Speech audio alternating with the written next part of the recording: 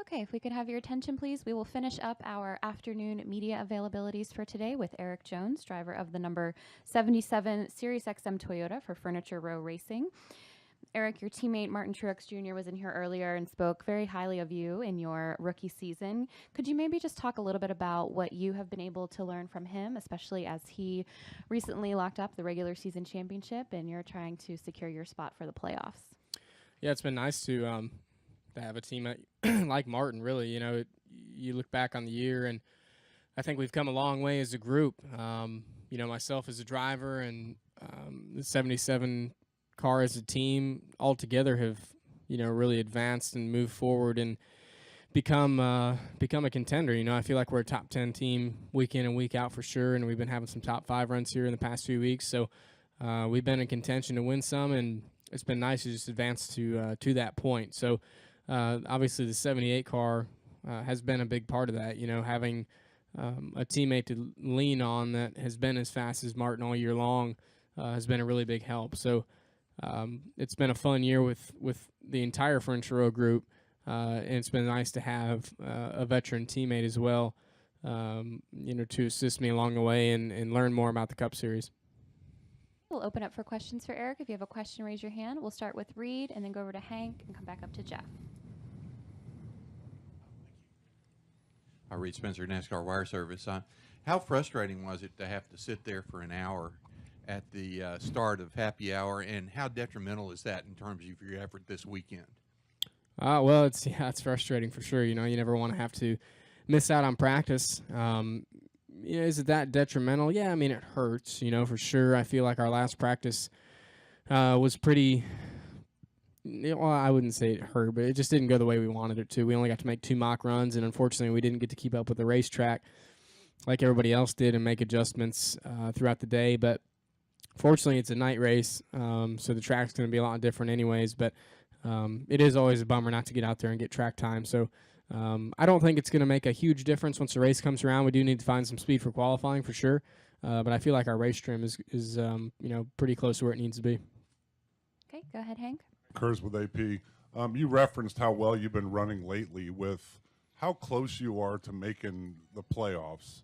How much stress do you feel now, or do you expect to feel when you're in the car tomorrow night, especially if you're anywhere near the lead as it's coming down to the end? I don't really feel a ton of stress, really. I think more than anything, I've just tried to put as much effort as I can into this weekend as a driver to be prepared and figure out exactly what I need to do. I've honestly felt just really locked in all week. I felt like I've just been really excited to get here and get on track and get qualifying done and get the race going. So I've just been really excited to it and really looking forward to it. I'm sure once the race rolls around here tomorrow night, the nerves will be high and we'll be itching to go and get things out of the way. But I think as a team we're trying not to put too much more pressure on ourselves and just do what we've done here for the last month, and that's just run well and be fast and run up front. And we just need to keep running the way we've been running, and that win it's going to come. I mean, if you run up in the top 5, eventually, you're going to be in a situation late to have a shot to win a race. So hopefully, we can get it done this weekend. That's what we need to do, and I think we've done everything in our power. I've done everything in my power to be in the position I need to be in to try to go out and win this race. Okay, next question from Jeff, and then we'll go to Matt.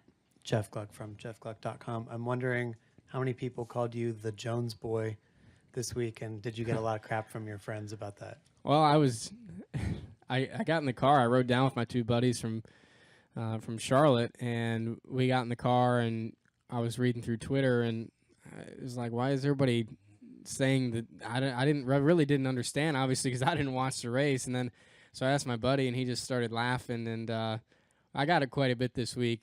Not too much in person, but a lot on Twitter from a lot of the fans and everyone else. But I didn't mind it. I mean, that's fine with me. I thought it was funny. I watched the race back, and I got a good laugh out of it. My buddies thought it was really funny when we were out on Monday celebrating Labor Day. They thought it was all pretty funny to call me that Jones boy all day. But I think that's I think my grandpa used to call me that anyways. So it really it didn't sound that funny to me. Okay, go ahead, Matt. Matt Weaver, AutoWeek.com. You come from a world where disqualifications for a car that fails illegal is somewhat commonplace. So I'm curious, given that perspective, do you feel like, at what point does just pushing the limits of competition become blatant cheating, I guess is what I'm trying to ask?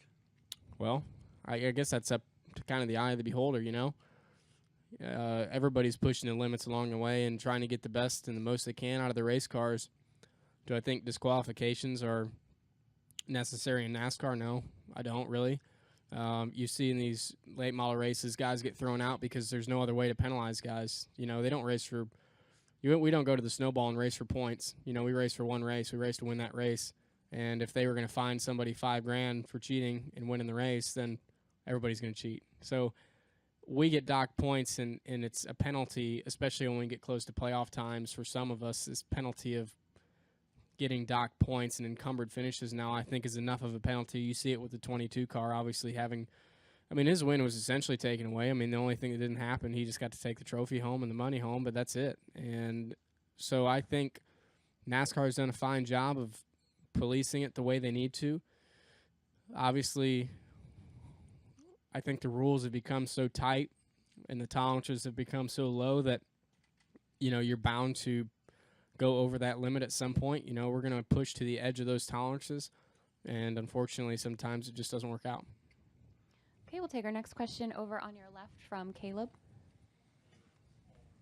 Caleb Whistler, kicking the tires.net. Last weekend we saw Austin Cindric do what he needed to do to get a position in the playoffs. If you're in that same position, would you do the same thing considering where you are? No, I can't. I mean, I'm all for, you know, moving a guy out of the way when you need to make something happen. But, you know, honestly, I felt like his move was fairly intentional in the sense that he was going to wreck him. He wasn't going to try to pass him, which is, you know, it is what it is. I mean, that's, if he thinks it's okay, then, you know, it is. That's fine. That's his choice. But I can't see it coming down to the last corner and I'm on somebody's bumper and just, you know, blatantly wrecking him or putting him into the wall. It's not how I race, and it's not how I grew up racing. I try to race guys how I'd want to be raced, and when it comes down to it, if you've got to make something happen, you've got to make something happen. But you know, I'm not much for just you know, blatantly wrecking a guy. It's just not really in my vocabulary. Additional questions for Erik? Okay, right here. Hey, Erik, RJ Kraft, NASCAR.com. You talked a little bit about the run you've been on. How rewarding has it been to kind of see, you've had speed all year, but how rewarding has it been to see that speed and the consistency be there the past, you know, 2 months or so? Yeah, it's been nice. You know, I feel like there's been a lot of times throughout the year where we've been fast and had shots to run in the top 5, in the top 10 more than we have. We just haven't executed at the end of these races and haven't got some of the finishes I think we deserve. So, you know, have it really all come around and come full circle now at this point in the year and be getting finishes where I feel like we are capable of. Yeah, it's hugely rewarding. It's huge for the team. It's huge for everybody's confidence. And it just gives us a lot of momentum for these, you know, week in and week out. We feel like we can run right up front with the best of them. So, you know, there's a lot of times where I feel like at the beginning of the year, we were getting runs taken away from us, but now it's coming. Like I said, it's coming around. We went to Darlington. I felt like we had maybe an 8th to 10th place car, and we ended up 5th. So, you know, we're having days where we're running better than I think we are. We're having days where we're running right where we should be, and we've had some days where we've been in contention to win. So it's been really rewarding to just stick with it all year and keep after it and keep plugging away to try to get these runs. Any final questions? Okay, Erik, thank you for your time. Good luck this weekend. Thank you.